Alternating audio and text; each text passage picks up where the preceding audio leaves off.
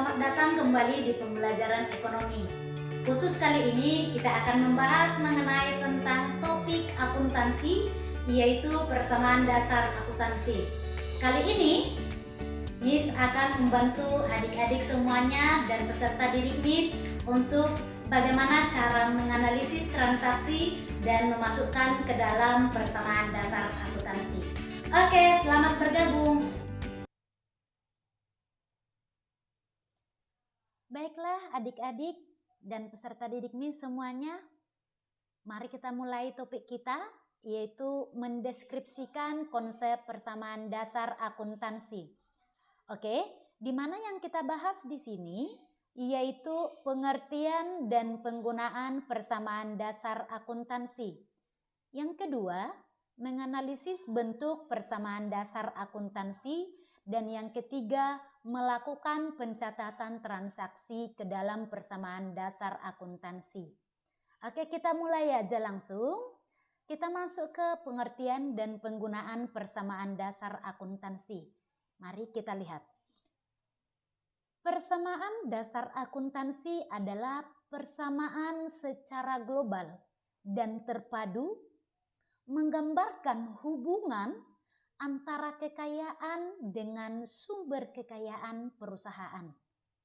Atau bisa juga kita artikan, persamaan dasar akuntansi digunakan untuk menjelaskan secara logis bahwa setiap transaksi akan selalu berpengaruh terhadap aktiva, kewajiban, dan modal.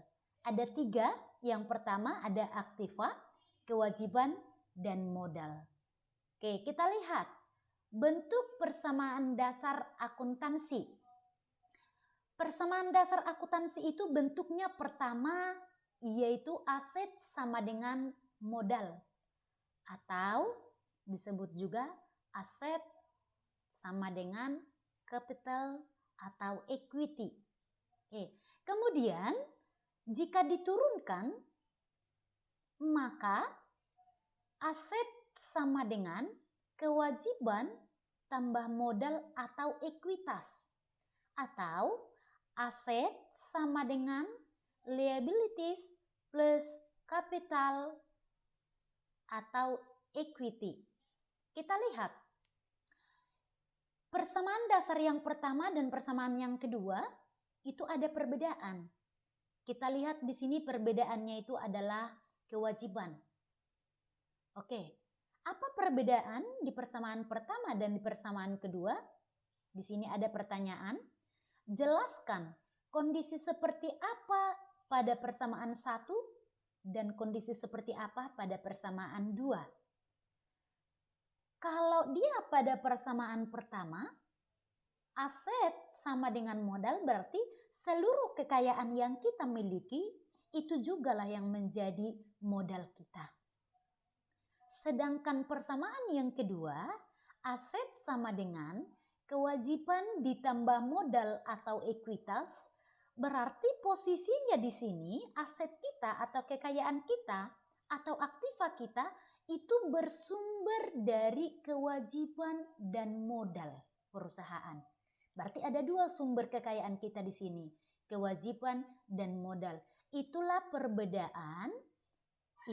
perbedaan antara persamaan 1 dengan persamaan 2. Begitu ya. Oke, jadi yang mana kita pakai? Kalau sekarang ini yang kita pakai yaitu aset sama dengan kewajiban ditambah modal, atau aset sama dengan liabilities plus capital atau equity.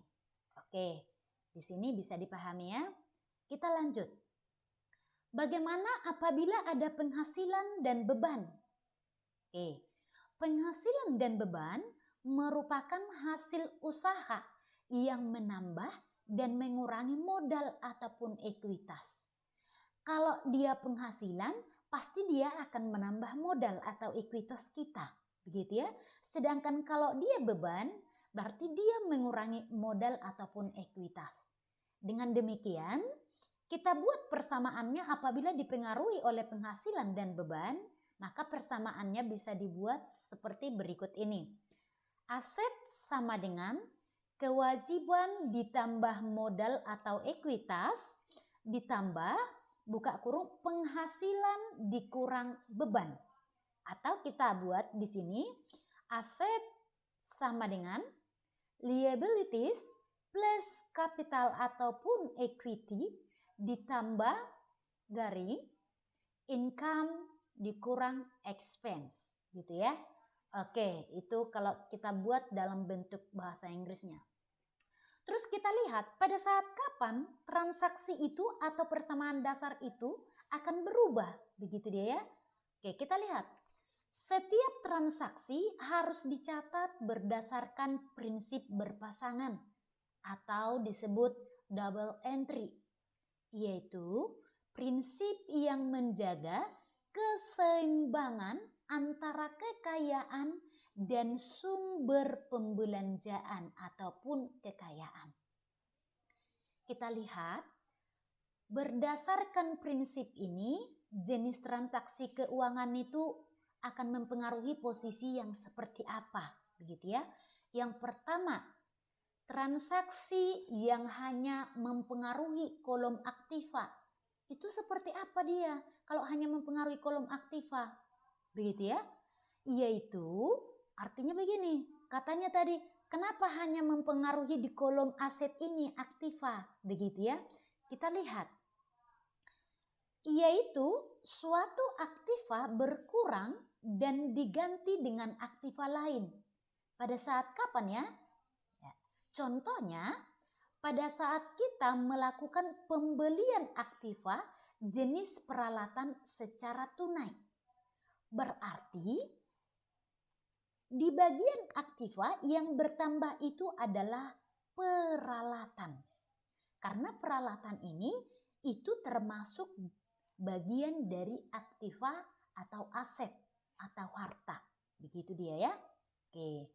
Kemudian apa pengaruhnya?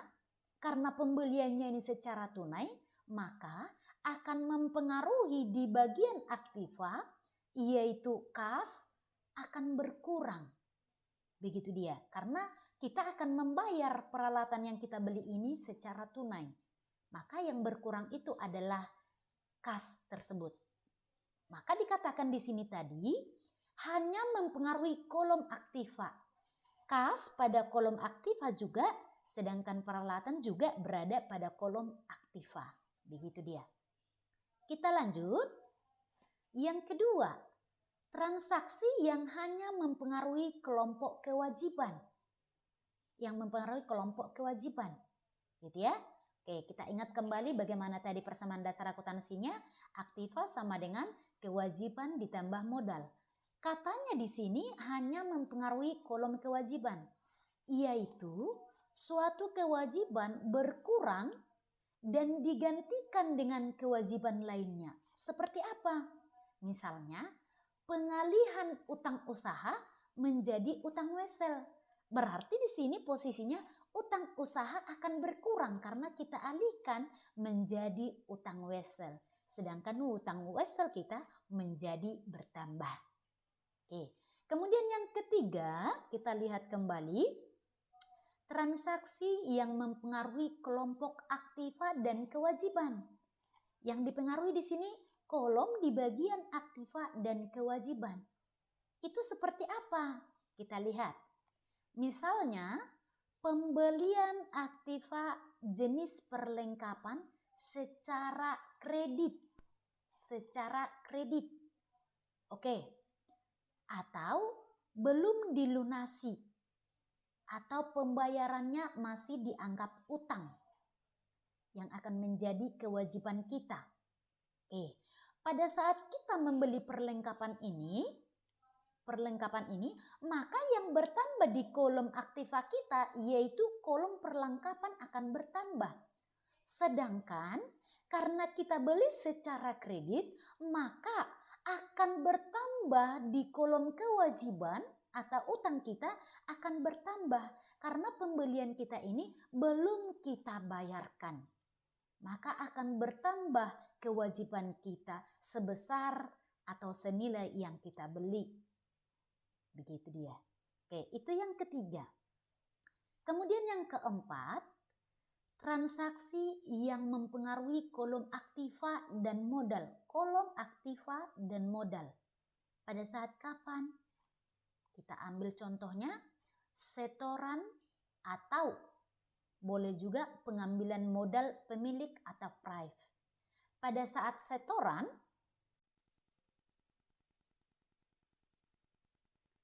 baiklah, pada saat kita melakukan setoran, maka ini akan mempengaruhi aktiva, khususnya pada bagian kas, maka kas kita akan bertambah dan modal juga akan bertambah. Tetapi pada saat kita melakukan pengambilan modal, yaitu prive, maka aktiva kita akan mengalami pengurangan di kolom kas dan pada kolom modal di mana akan berkurang modal kita, gitu ya. Oke, kemudian yang kelima, transaksi yang mempengaruhi kelompok kewajiban dan modal. Oke, seperti apa ini kita lihat. Misalnya, penetapan pembagian dividen. Pada saat kita mau membagikan dividen, artinya modal kita ini kan harus kita kurangi. Tetapi belum dibayarkan, maka karena belum dibayarkan, maka akun itu akan memperoleh atau transaksi itu akan mempengaruhi kewajiban kita ini, utang kita ini akan bertambah. Karena apa? Karena dia belum dibayarkan. Begitu. Oke, kita lanjut yang selanjutnya. Kita akan menganalisis transaksi ini dan akan memasukkan ke dalam persamaan dasar akuntansinya. Kita baca sama-sama. Tanggal 6 Januari 2019, Nyonya Rianita mendirikan sebuah salon kecantikan dengan menyetorkan uang pribadinya ke kas perusahaan sebesar 25 juta. Bagaimana pengaruhnya? Ya kan? Bagaimana pengaruh transaksi ini terhadap persamaan dasar akuntansi atau terhadap akun-akunnya? Kita lihat. Pengaruh dari transaksi ini akan mempengaruhi kelompok aktiva, terkhusus karena ini melakukan penyetoran uang tadi, maka akun kas pada kolom aktiva akan bertambah sebesar 25 juta dan penyetoran ini juga akan mempengaruhi kolom atau akun modal akan menambah juga sebesar 25 juta. Kalau kita lihat, kalau kita masukkan ke dalam persamaan dasar akuntansi, maka seperti inilah dia. Tadi aset atau aktiva di kolom kas bertambah 25 juta, yaitu di kolom modal juga, ini sama dengan ya, di kolom modal juga bertambah sebesar 25 juta. Begitu dia cara pencatatannya. Oke, kita lanjut. Tanggal 7 Januari 2019, Nyonya Rianita meminjam uang sebesar 15 juta untuk menambah kas perusahaan. Oke, untuk menambah kas perusahaan katanya. Maka pengaruh dari transaksi ini apa? Kita lihat ya. Transaksi dengan adanya pinjaman ini tadi, maka kas kita akan bertambah. Sebesar berapa? Sebesar 15 juta. Dan pengaruhnya apa ke akun yang di pasifa? Ini kan kita posisinya meminjam. Maka akan bertambah di kolom kewajiban, yaitu utang usaha, akan bertambah sebesar 15 juta. Oke, bagaimana pencatatannya ke dalam pembukuannya? Oke, kita lihat. Ini tadi yang A itu adalah saldo awal transaksi yang pertama tadi, gitu ya, yang 25 juta dan 25 juta yang di bagian modal. Kemudian ini yang transaksi yang kedua tadi, yang bagian B. Oke, tadi kita meminjam uang, maka bertambah kas kita sebesar 15 juta, kewajiban kita juga bertambah sebesar 15 juta. Begitu dia. Oke, jadi kalau kita totalkan gini ya. 25 tambah 15 itu 40. Ini 15, ini 25. 25 tambah 15 itu 40. Berarti yang sebelah aset ini kan tanda sama dengan kan? Maka aset ini harus sama nilainya dengan kewajiban ditambah modal. Artinya harus balance, seimbang. Begitu dia. Oke, sampai di sini bisa dipahami ya. Kita lanjut. Transaksi tanggal 8 Januari. Salon Nyonya Rianita membeli peralatan salon sebesar 12 juta secara tunai. Oke, kita analisis sama-sama. Membeli peralatan. Peralatan ini kan termasuk aktiva atau aset. Maka di bagian aset terkhusus kolom kas, karena ini dibayar secara tunai, maka kas kita akan berkurang karena langsung kita bayarkan. Sebesar berapa? Sebesar 12 juta. Barang yang kita beli tadi, peralatan yang kita beli tadi, itu akan bertambah. Di kolom mana? Tetap di kolom aktiva. Terkhusus di kolom peralatan. Ini ya. Peralatan kita ini bertambah juga sebesar 12 juta. Jadi kalau kita lihat pencatatannya, ini ya, kas yang C tadi, kas kita akan berkurang 12 juta karena kita bayar secara tunai. Peralatan yang kita beli akan bertambah sebesar 12 juta. Oke, sama dengan yang pertama tadi, saldonya harus tetap kita tuliskan di bawah. 28 juta, 12 juta, 15 juta, dan 25 juta. Oke, kemudian kita lihat transaksi yang selanjutnya. Transaksi tanggal 10 Januari 2019, Nyonya Rianita mengambil uang kas untuk keperluan pribadi sebesar 1 juta untuk keperluan pribadi. Oke, atau disebut dengan prive. Gitu ya. Oke, bagaimana pengaruh transaksi ini terhadap persamaan dasar akuntansinya? Mari sama-sama kita simak. Transaksi ini akan mempengaruhi karena adanya pengambilan pribadi, maka kas kita juga akan berkurang sebesar 1 juta dan modalnya juga akan berkurang sebesar 12 juta.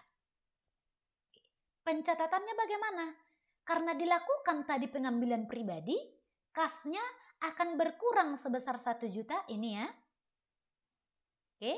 Dan modalnya juga akan berkurang sebesar 1 juta. Di kolom keterangan dibuat di sini adalah prive, pengambilan pribadi. Maka kasnya sekarang tidak lagi 28 juta, tapi karena sudah dikurangkan 1 juta, maka saldo kasnya 27 juta. Ini 12 juta, 15 juta, dan saldo modalnya tinggal 24 juta. Begitu pencatatannya.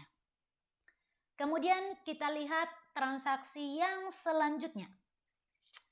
Pada tanggal 11 Januari 2019, dibeli perlengkapan secara kredit sebesar 2 juta.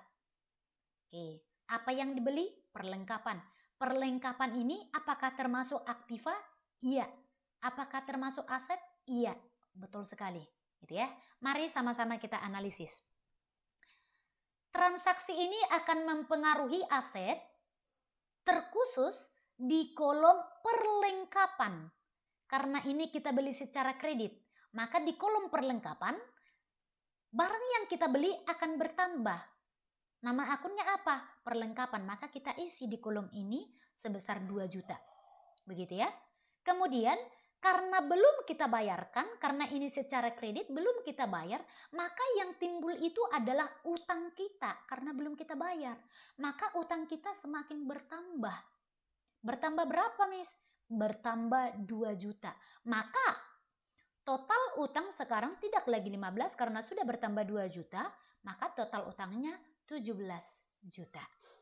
Begitu dia. Oke, bisa dilihat ya di slide ini ya. Kemudian Kita lanjut. Tanggal 14 Januari 2019, salon Rianita menyelesaikan pekerjaan salon sebesar 10 juta secara tunai. Kita garis bawahi secara tunai. Berarti langsung kita terima dia pembayaran. Oke, baiklah kita lanjut. Transaksi yang selanjutnya. Pada tanggal 14 Januari 2019, salon Rianita menyelesaikan pekerjaan salon sebesar 10 juta secara tunai. Artinya langsung kita terima dia pendapatan kita itu, begitu ya. Oke, transaksi ini akan mempengaruhi atau menimbulkan aset terkhusus di kolom kas kita. Kas kita akan bertambah sebesar 10 juta karena kita menyelesaikan pekerjaan jasa salon. Begitu dia ya. Kemudian apa lagi yang bertambah di bagian pasifanya? Yaitu modal kita juga akan bertambah sebesar 10 juta. Oke, kalau kita lihat di pencatatannya, tadi karena asetnya bertambah, yaitu terkhusus di kolom kas, akun kas bertambah, yaitu sebesar 10 juta. Kita lihat di kolom, ini bertambah 10 juta. Kemudian, dari pendapatan itu juga, selain dari kas, yang berubah atau yang dipengaruhi itu adalah modal. Maka modalnya juga bertambah sebesar 10 juta. Sumbernya dari mana? Dari pendapatan jasa salon. Jadi kalau kita lihat saldo akhirnya, kas kita saldo akhirnya menjadi 37 juta, perlengkapan 2 juta, peralatan 12 juta, kewajiban atau utang usaha itu 17 juta, modal kita menjadi 34 juta. Begitu dia. Oke, kita lanjut dengan kasus transaksi yang selanjutnya. Pada tanggal 16 Januari 2019, salon Rianita menerima pekerjaan makeup pengantin sebesar 8 juta dan akan diterima pembayaran bulan depan. Gitu ya. Analisis transaksinya bagaimana? Oke, dia menyelesaikan pekerjaan makeup pengantin. Tetapi di sini pembayaran dari makeup pengantin ini belum diterima. Artinya kalau belum kita terima, berarti yang timbul itu adalah piutang. Begitu ya. Piutang kita akan bertambah sebesar 8 juta. Kemudian hasil dari piutang ini itu juga akan menambah modal kita sebesar 10 juta. Jadi kalau kita masukkan ke dalam pencatatan, kolom piutang dia di bagian aset, piutang itu kan termasuk aset gitu ya.